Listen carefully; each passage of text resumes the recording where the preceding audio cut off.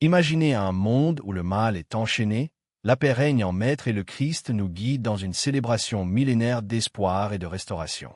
Cela ressemble à un rêve lointain, n'est-ce pas? Mais si je vous disais que ce n'est pas un simple conte de fées, Apocalypse 20 parle du millénium, une période étonnante où l'histoire et la prophétie se rencontrent. Mais qu'est-ce que cela signifie vraiment? Et qui sera témoin de cette transformation divine? Suivez-nous pour découvrir les mystères du millénium et son impact profond sur nos vies. N'oubliez pas de vous abonner et de partager dans les commentaires vos origines ou les miracles que Jésus a accomplis dans votre vie.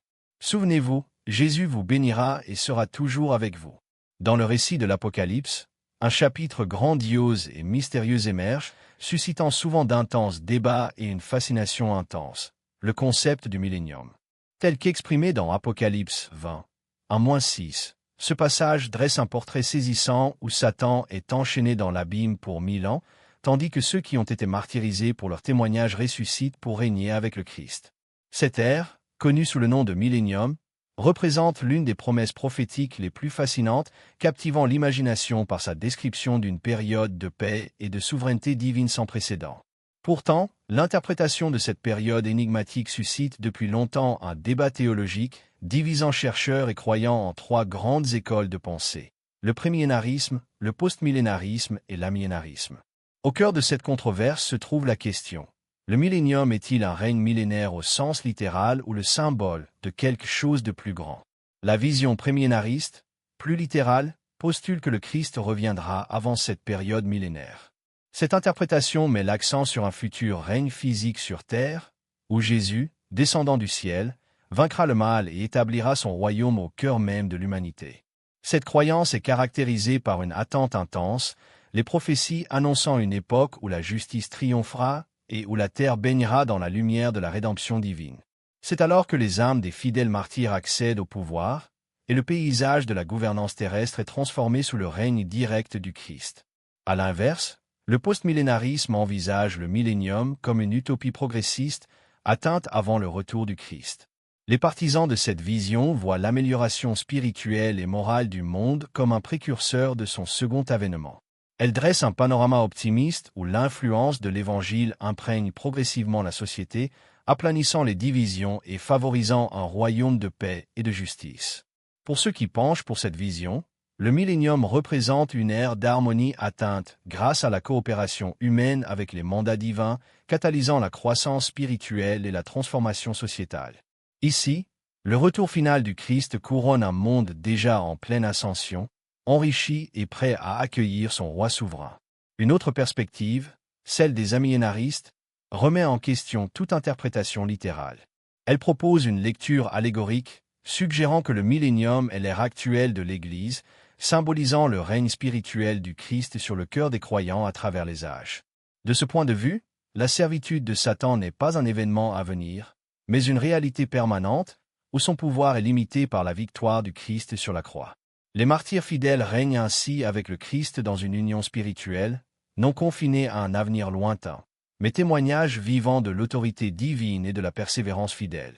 Cette vision met l'accent sur l'influence présente et active du royaume du Christ, encourageant les croyants à vivre dans la réalité de sa présence perpétuelle. Chaque perspective est riche d'implications théologiques et pratiques, touchant à l'espérance, à l'attente et à la nature des promesses de Dieu. Les adeptes du prémillénarisme vivent souvent dans une urgence accrue, anticipant le retour imminent du Christ à l'approche de l'apogée mondiale. Les postmillénaristes, quant à eux, peuvent trouver une motivation dans le mouvement collaboratif en faveur de l'amélioration de la société, considérant le progrès terrestre comme une échelle vers l'accomplissement divin. De leur côté, les amillénaristes adhèrent à une foi inébranlable dans le pouvoir transformateur du Christ, tant au sein des croyants qu'entre eux, même au cœur du chaos mondial, affirmant que son royaume est éternellement présent et en progrès. En considérant ces points de vue, il faut également considérer le tissu plus large des prophéties bibliques, où l'Apocalypse fusionne avec d'autres écritures, évoquant des images qui résonnent dans les domaines spirituels et littéral. En décrivant sa vision, l'apôtre Jean nous invite à pénétrer plus profondément dans le mystère du plan divin en cours de réalisation. 1000 ans qui pourraient signifier une multitude de vérités spirituelles. Le millénium ne se présente donc pas simplement comme une promesse future ou une réalité présente, mais comme une invitation à méditer sur la majesté de la sagesse de Dieu, l'ampleur de sa justice et la profondeur de son amour à travers les époques. En explorant ces vérités, en réfléchissant à la perspective la plus en phase avec l'ensemble des Écritures, nous nous trouvons entraînés dans le profond cheminement de la foi, où la victoire ultime du Christ nous invite à vivre avec espoir, détermination et conviction inébranlables. L'imagerie d'Apocalypse 20h4 dévoile mystiquement une vision qui a captivé théologiens et croyants. Le règne glorieux du Christ aux côtés de ses élus, des martyrs, des fidèles et des ressuscités. Ce spectacle profond ancre fermement ses racines dans le royaume à venir du Christ, rayonnant du dessein divin et de l'espoir pour l'avenir. Les fidèles, décrits dans ces versets, ne sont pas de simples témoins, mais des participants d'une monarchie divine.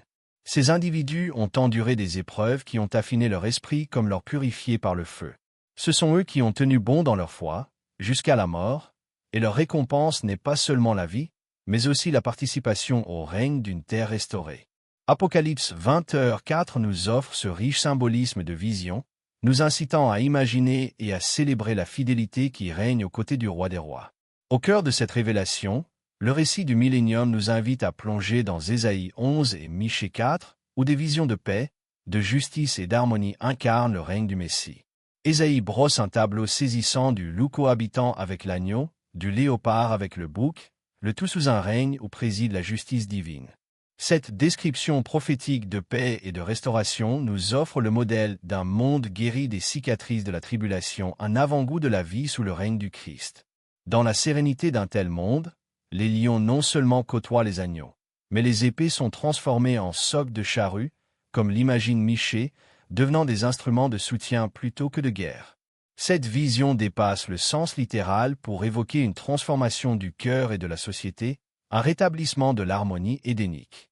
C'est bien plus qu'une suspension des conflits, c'est la réalisation de la justice divine, où l'amour et la loi de Dieu sont inextricablement ancrés dans le cœur de chaque habitant.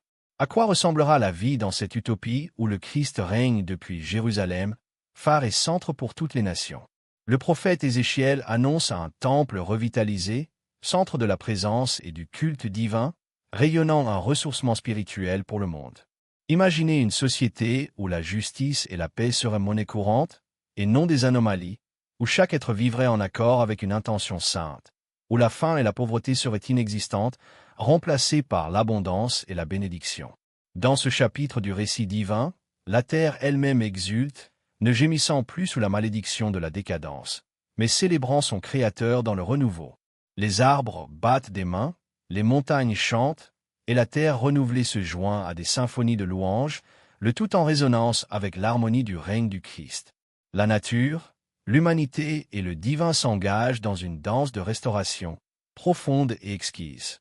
Le millénaire agit comme un baume profond pour les blessures infligées par les tribulations passées. Les guérisons massives se produisent non seulement dans les corps physiques, mais aussi dans la restauration des relations, des sociétés et des nations. Le deuil est apaisé et le traumatisme transformé en témoignage de grâce. Ici, l'aboutissement du désir humain trouve réconfort et accomplissement dans la présence du divin, résonnant sur des visages rayonnants de la gloire, de la réconciliation et de la paix. Le règne du Christ transforme la gouvernance, la culture et l'économie humaine en reflet de la volonté divine. Sous son règne, leadership est synonyme de servitude, le pouvoir devient un vecteur d'élévation, et la justice, empreinte de miséricorde, devient notre étoile directrice. C'est une existence qui nous pousse à reconnaître non seulement l'absence du mal, mais aussi la célébration d'une bonté vibrante et dynamique. Cependant, cette célébration divine ne serait pas complète sans la réduction de Satan au silence. Le mal étant lié, l'humanité peut s'épanouir sans entrave, choisissant librement l'obéissance à Dieu par amour et dévotion pure, plutôt que par peur ou manipulation. Cela fait écho au cri de ralliement pour un monde restauré et libéré des griffes trompeuses de l'adversaire, un Éden restauré où règne l'harmonie. Dans les messages cachés de l'Apocalypse, nous trouvons de profondes assurances d'espoir et de renouveau. Cette vision nous invite à imaginer un monde renouvelé, un monde où l'amour de Dieu règne en maître, résonnant à travers chaque âme vivante et chaque manifestation physique de sa création. C'est un appel non seulement à croire, mais aussi à vivre dans l'attente de notre rôle dans ce règne divin, en attendant l'accomplissement de ses promesses. Alors que nous approfondissons la question complexe de savoir pourquoi Satan doit être libéré après 1000 ans de règne du Christ, nous nous trouvons au cœur de l'un des passages les plus énigmatiques de l'Apocalypse. Apocalypse 20, 7-9. Ce passage dit « Lorsque les 1000 ans seront accomplis, Satan sera relâché de sa prison, et il sortira pour séduire les nations qui sont aux quatre coins de la terre, Gog et Magog, afin de les rassembler pour la guerre. Leur nombre est comme le sable du bord de la mer. » Ce passage pique la curiosité et nous invite à comprendre la logique divine qui sous-tend la libération d'une force aussi malveillante dans un monde qui a connu des millénaires de paix et de justice sous le règne du Christ. C'est comme si l'histoire montait en puissance, et ce moment de libération sert à la fois de test final de la loyauté de l'humanité et de révélateur de la véritable nature du libre arbitre. Pour une compréhension théologique approfondie, nous devons percer ce mystère profond. Tout au long du millénaire, un monde serein se dévoile sous le règne du Christ, libéré des chaînes de la tromperie de Satan. C'est une ère marquée par la paix, où les nations vivent sous la gouvernance directe du Messie, une gouvernance sans pareille, ancrée dans la droiture et la justice, comme le décrivent les passages d'Isaïe et de Michée. Pourtant, cette question séculaire persiste, sans opposition. La justice prévaut-elle véritablement du cœur, ou est-elle un simple effet secondaire des circonstances? On pourrait se demander pourquoi l'emprisonnement temporaire de Satan ne marquerait pas sa fin ultime. Cette question nous conduit à une compréhension de la justice divine qui recherche la véritable allégeance de l'humanité, une véritable épreuve de loyauté au plus profond de chaque âme, plutôt qu'une obéissance forcée. La libération de Satan introduit un environnement où l'humanité, vivant dans un monde apparemment parfait, est confronté au choix difficile entre une allégeance éternelle et une rébellion passagère. Et ainsi se déroule l'histoire. Satan, une fois de plus déchaîné, jette son dévolu sur les nations trompeuses, rassemblant une multitude d'individus aussi innombrables que le sable, venus des quatre coins de la terre. Il ne s'agit pas d'un simple rassemblement physique, mais d'une rébellion symphonique contre l'autorité suprême de Dieu. Dans cet acte, nous sommes témoins du potentiel tragique de rébellion existant même au sein d'une création régénérée, une rébellion issue du libre arbitre et du choix individuel, cachée dans les cœurs et révélée seulement lorsque la liberté est donnée. Pourquoi, alors, cette rébellion est-elle permise avant sa disparition rapide? Elle témoigne de la liberté humaine, de la réalité que même 1000 ans de paix parfaite ne peuvent changer un cœur opposé à la règle divine sans transformation par la foi et l'allégeance véritable. C'est ainsi que Dieu permet que tout potentiel d'obéissance soit épuisé, que toute motivation cachée soit révélée et que chaque cœur choisisse ou rejette son règne parfait. En fin de compte, la justice divine prévaut lorsque le feu descend du ciel pour éteindre l'aspiration insurrectionnelle de Satan et de son armée rassemblée. Ce feu représente non seulement le jugement, mais aussi l'intervention divine, un message clair que la puissance souveraine de Dieu est inébranlable. Il illustre l'accomplissement de sa justice, mettant fin à la rébellion sans la nature prolongée et dévastatrice des guerres humaines.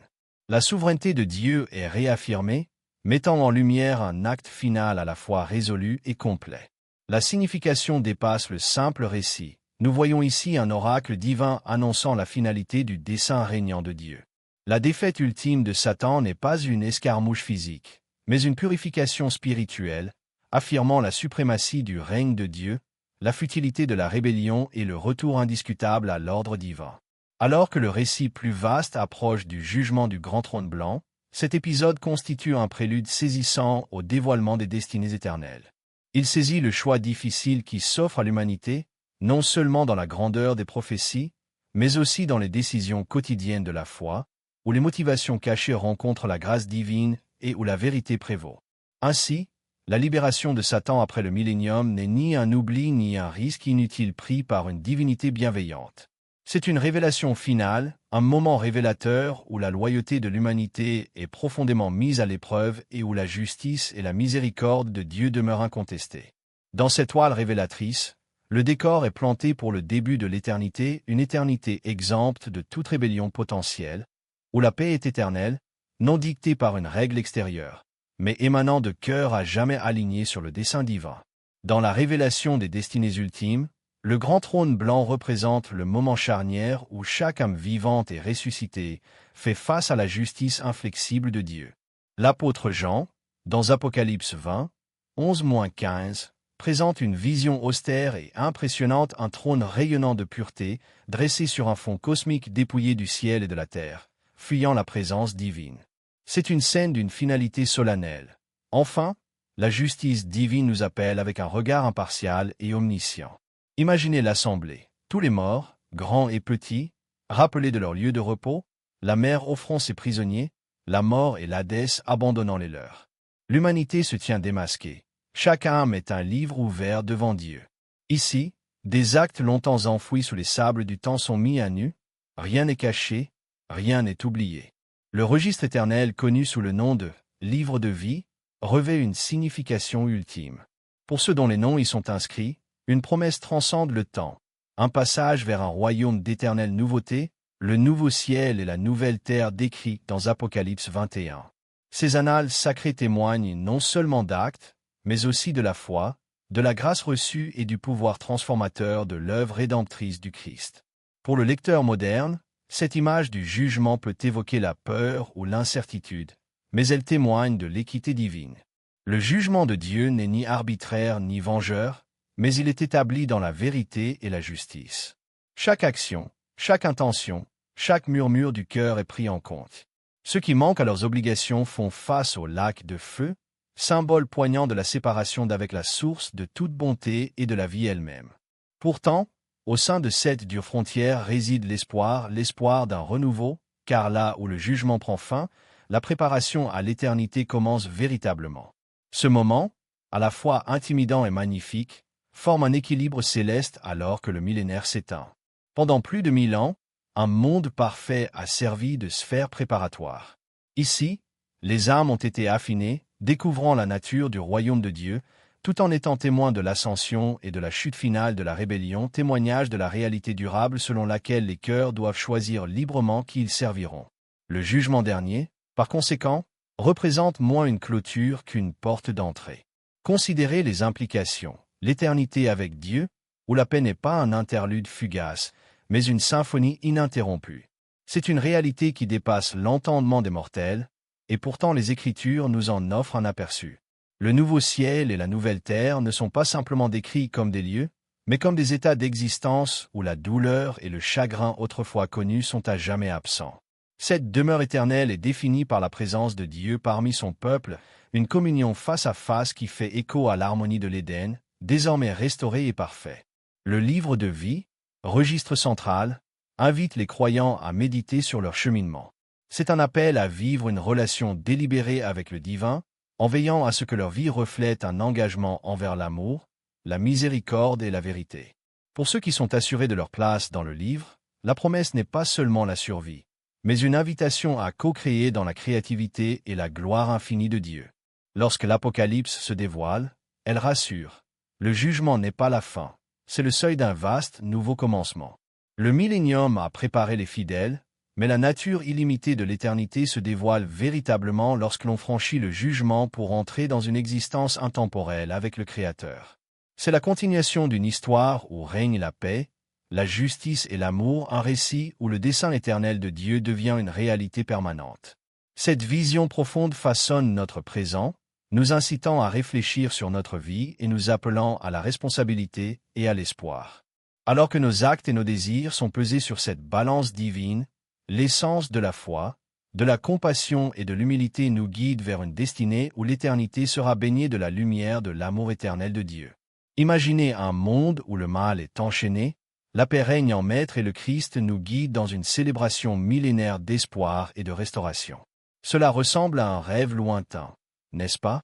Mais si je vous disais que ce n'est pas un simple conte de fées? Apocalypse 20 parle du millénium, une période étonnante où l'histoire et la prophétie se rencontrent. Mais qu'est-ce que cela signifie vraiment? Et qui sera témoin de cette transformation divine? Suivez-nous pour découvrir les mystères du millénium et son impact profond sur nos vies. N'oubliez pas de vous abonner et de partager dans les commentaires vos origines ou les miracles que Jésus a accomplis dans votre vie. Souvenez-vous, Jésus vous bénira et sera toujours avec vous. Dans le récit de l'Apocalypse, Un chapitre grandiose et mystérieux émerge, suscitant souvent d'intenses débats et une fascination intense, le concept du millénium. Tel qu'exprimé dans Apocalypse 20, 1-6, ce passage dresse un portrait saisissant où Satan est enchaîné dans l'abîme pour 1000 ans, tandis que ceux qui ont été martyrisés pour leur témoignage ressuscitent pour régner avec le Christ. Cette ère, connue sous le nom de millénium, représente l'une des promesses prophétiques les plus fascinantes, captivant l'imagination par sa description d'une période de paix et de souveraineté divine sans précédent. Pourtant, l'interprétation de cette période énigmatique suscite depuis longtemps un débat théologique, divisant chercheurs et croyants en trois grandes écoles de pensée, le prémillénarisme, le postmillénarisme et l'amillénarisme. Au cœur de cette controverse se trouve la question: le millénium est-il un règne millénaire au sens littéral ou le symbole de quelque chose de plus grand? La vision prémillénariste, plus littérale, postule que le Christ reviendra avant cette période millénaire. Cette interprétation met l'accent sur un futur règne physique sur terre, où Jésus, descendant du ciel, vaincra le mal et établira son royaume au cœur même de l'humanité. Cette croyance est caractérisée par une attente intense, les prophéties annonçant une époque où la justice triomphera et où la terre baignera dans la lumière de la rédemption divine.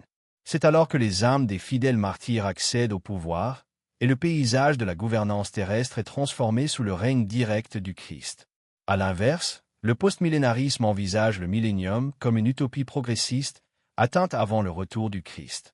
Les partisans de cette vision voient l'amélioration spirituelle et morale du monde comme un précurseur de son second avènement. Elle dresse un panorama optimiste où l'influence de l'Évangile imprègne progressivement la société, aplanissant les divisions et favorisant un royaume de paix et de justice. Pour ceux qui penchent pour cette vision, le millénium représente une ère d'harmonie atteinte grâce à la coopération humaine avec les mandats divins, catalysant la croissance spirituelle et la transformation sociétale. Ici, le retour final du Christ couronne un monde déjà en pleine ascension, enrichi et prêt à accueillir son roi souverain. Une autre perspective, celle des amillénaristes, remet en question toute interprétation littérale. Elle propose une lecture allégorique, suggérant que le millénium est l'ère actuelle de l'Église, symbolisant le règne spirituel du Christ sur le cœur des croyants à travers les âges. De ce point de vue, la servitude de Satan n'est pas un événement à venir, mais une réalité permanente, où son pouvoir est limité par la victoire du Christ sur la croix. Les martyrs fidèles règnent ainsi avec le Christ dans une union spirituelle, non confinée à un avenir lointain, mais témoignage vivant de l'autorité divine et de la persévérance fidèle. Cette vision met l'accent sur l'influence présente et active du royaume du Christ, encourageant les croyants à vivre dans la réalité de sa présence perpétuelle. Chaque perspective est riche d'implications théologiques et pratiques, touchant à l'espérance, à l'attente et à la nature des promesses de Dieu.